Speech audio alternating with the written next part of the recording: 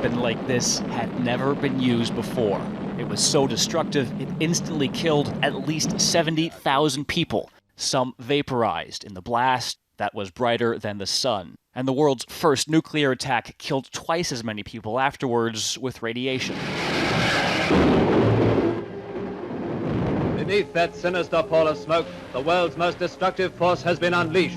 3 days after Hiroshima, Japan, the United States dropped a second atomic bomb on Nagasaki, this time killing 40,000 people at once. Terumi Tanaka was there. He survived. People who were outside got burned instantly. The houses got on fire right away, so people who couldn't get out of their houses were burned to death while they were still alive. It was devastating. It's more than killing each other in a war. It's a massacre. I can never forget that. That is something Tanaka says military leaders and politicians do not understand. His organization of atomic bomb survivors, Nihon Hidenkyo, won the Nobel Peace Prize in 2024. They argue the world must abolish nuclear weapons. But the US and Russia have thousands, including thousands that are always ready to fire. That is many, many more than is needed to eradicate humanity. And experts warn of a new era of atomic rivalry. We're getting back into this Cold War-like nuclear competition, military competition, where we see again and again too many examples that more and more people and politicians and planners are beginning to reach for more nuclear weapons. Nuclear weapons issues are not just back, but they're also somewhat integral to a lot of the international security challenges that countries are facing in the world. In the Cold War, two superpowers raced to build larger nuclear arsenals, to have enough weapons to destroy the other in case they were ever attacked, a strategy called deterrence. It's an explicit threat to the peace and security of all the Americas. At times, like during the Cuban Missile Crisis, they dared the other to blink. We have made history. After close calls, the US and Soviet Union began signing arms reduction treaties. But the last one expires in February 2026. And at that point, there will be no numerical limits on any nuclear forces whatsoever. It looks increasingly unlikely Russia and the US will renew the accord. Russian President Vladimir Putin has repeatedly threatened to use nuclear weapons if the Russian homeland is attacked, and he's lowered the threshold for their use. It's why NATO will only arm Ukraine and not fight Russia itself. If large countries with big arsenals start to use nuclear weapons, it is very likely that they will not stop. Hans Christensen is part of an organization founded by scientists who worked on the Manhattan Project, which detonated the first nuclear device and worried what the destructive technology meant for humanity. There's a lot of debate now about whether the Russians have sort of an escalate or escalate to de-escalate strategy, that they would start using some nuclear weapons and we would be afraid and they would back down. Good luck with that. I mean, nuclear weapons have this extraordinary ability that they can destroy societies in 30 minutes. It's a strategy Tanaka warns could lead to a fatal mistake. When world leaders talk about nuclear deterrence and when some have actually even uttered nuclear threats, what do they not understand?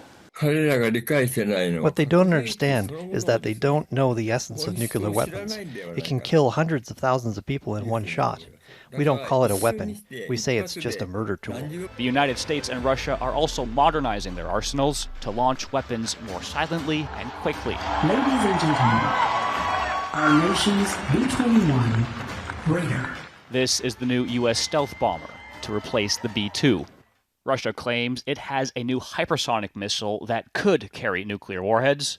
These and other new technologies mean a head of state will have even less time to return fire or realize they're dealing with a false alarm than they might have had in the Cold War, which at that time was maybe 30 minutes. Plenty of presidents, upon taking the office, have remarked on how horrified they have been to discover how little amount of time they would have to make a decision. Susan Colborn is an expert in American grand strategy. In theory, at NATO, there would be consultations between multiple heads of governments, but we're also talking about very short in the single-digit minute windows. So the reality that those would happen is very low. Another concern, nuclear weapons are far more powerful than the one Tanaka lived through. Now, the bomb Tanaka survived was called Fat Man. It was a little bigger than the bomb the Americans dropped 3 days earlier at Hiroshima. They detonated it in midair for maximum effect. And from that point of detonation, there was a fireball that extended more than 200 meters. The heavy blast area, in which concrete buildings would have been destroyed or at least heavily damaged, extended nearly a kilometer from that point. Fatal radiation reached out more than a kilometer. Now, the less intense blast damage, in which residential buildings would still be destroyed, was further out still, and the thermal radiation that caused third-degree burns reached more than 2 kilometers. Now, for scale, here's what this would look like if Ottawa was attacked. And for some modern comparisons, in 2017, North Korea tested a weapon estimated to be more than 7 times stronger than the Nagasaki bomb. In 1961, the Soviet Union detonated the Tsar Bomba, the footage of which we just showed you. That was 2,500 times more powerful. Now, luckily, that was a one-off, and shortly after the Soviets detonated it, they signed a new arms ban with the U.S. The Americans, though, just developed a new nuclear bomb, which is much smaller, but still 17 times stronger. And that new American stealth raider we showed you will be able to drop it. Unlike the Cold War, a third power is now building its arsenal. The growth of the Chinese arsenal is remarkable. The U.S. government estimates China could have 1,500 nuclear weapons in the next decade. One of the big concerns is about whether and how Russia and China might pool their nuclear capabilities to further strain the United States' ability to deter their behavior around the globe. And so you have this potential nightmare scenario in which the United States could be engaged in a conflict to protect an ally, let's say in Europe, a NATO-Russia war, and then that's the day that China decides it's interested in military unification with Taiwan. Pranay Vadi is a former senior director of nonproliferation at the U.S. National Security Council. We're sort of looking through the mist, and it's hard to know, particularly at a period of time here in the United States where we're still trying to modernize the nuclear arsenal, and frankly, we're further behind than Russia and China, who have been modernizing theirs for somewhat longer. China and Taiwan is just one possible flashpoint experts warn might trigger a nuclear attack. India and Pakistan both have nuclear weapons and fought each other several times, including most recently in May. And North Korea, still technically at war with South Korea, an American partner, has the bomb. 9 countries currently have nuclear weapons. Most are building more, according to the Federation of American Scientists, a leading research group. No, I would not protect you. In fact, I would encourage them to do whatever the hell they want. On the campaign trail and after re-election, Donald Trump told American allies the U.S. may not protect them, which Colborne says is the foundation of NATO. The heart of it has been this one for all for one, Three Musketeersian principle in Article 5, but really that is built around the U.S. capacity to use nuclear weapons.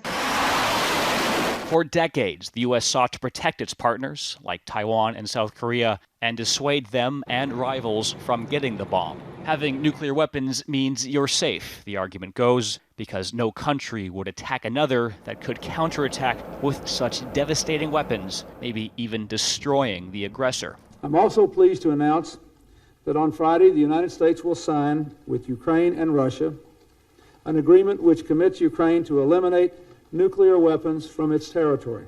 Ukraine once had nuclear weapons, left over after the Soviet Union collapsed. Kyiv gave them up in an agreement that guaranteed Ukraine's safety, which Russia signed. With an aggressive Russia and maybe a less dependable U.S., several analyses and world leaders have suggested other countries may try to get the bomb. Countries act and other countries react. The United States bombed Iran in June over concerns it was close to making a nuclear weapon. We are at a moment where the risk of proliferation is higher than it has been in recent memory. Colborne cautions it is still difficult to get nuclear weapons and their delivery systems, which are expensive and complicated. We have come here today to the East Room of the White House to sign a treaty which limits the spread of nuclear weapons.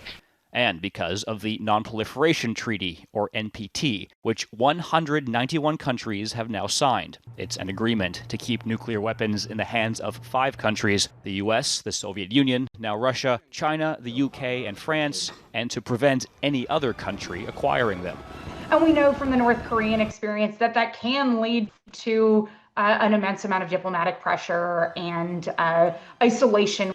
It's not idealism, it's realism. No, to preserve situations that will reduce threats of annihilation. Paul Meyer is a former Canadian ambassador to the UN Conference on Disarmament. Despite other countries arming themselves, Meyer says the NPT has been a success. Members pushed countries pursuing nuclear weapons, like Libya, apartheid South Africa, and South Korea, to end their programs.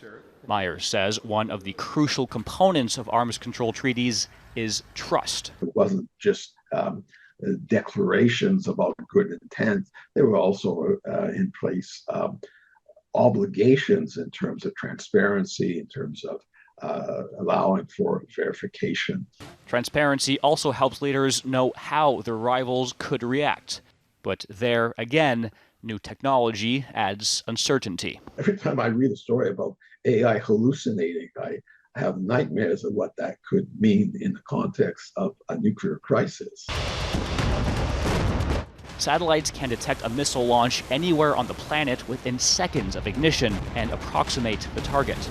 Doing so relies on lots of data and calculations, areas where artificial intelligence excels. But if it makes a mistake, and AI does make mistakes, the consequences could be devastating. There's a danger throughout all military applications of AI is will the humans just become rubber stamps for whatever the AI is spewing out as guidance, or can we in fact achieve meaningful control? There have been nuclear mistakes or near misses. I can think of incidents like in 1983, Stanislav Petrov noticing an aberration. During a tense time in the Cold War, the Soviet early warning system detected 5 incoming American missiles. Under Soviet protocol, Petrov should have alerted his superiors, who likely would have fired back. But he didn't. The incoming missiles turned out to be sun reflecting off of clouds. In 2007, U.S. airmen accidentally loaded 6 live nuclear cruise missiles onto a B-52 instead of the duds used for training. The plane flew across the states and sat unguarded on a runway for a day before anyone realized what happened. And in 2022, India accidentally launched a nuclear-capable missile at Pakistan, though it didn't have any warheads loaded at the time. We rely a lot on luck. We have been extraordinarily lucky that we have not seen large-scale use of nuclear weapons in the last 80 years. Experts say avoiding that scenario, where we can't afford to be wrong, requires a push for communication and restraint between armed countries. Right now, today, it's not very likely. Next week, something might happen that makes it more likely. So it completely depends on the situation. But all of the posturing, rearming, and deterrence misses the point and puts the world at much greater risk, Tanaka says. He points out no one thought the First and Second World Wars would be as big as they were. What would it mean if someone were to use another nuclear weapon? I think it will be a nuclear war. I think they are going to attack each other using nuclear weapons. We believe this is going to cause fatal damage to humanity.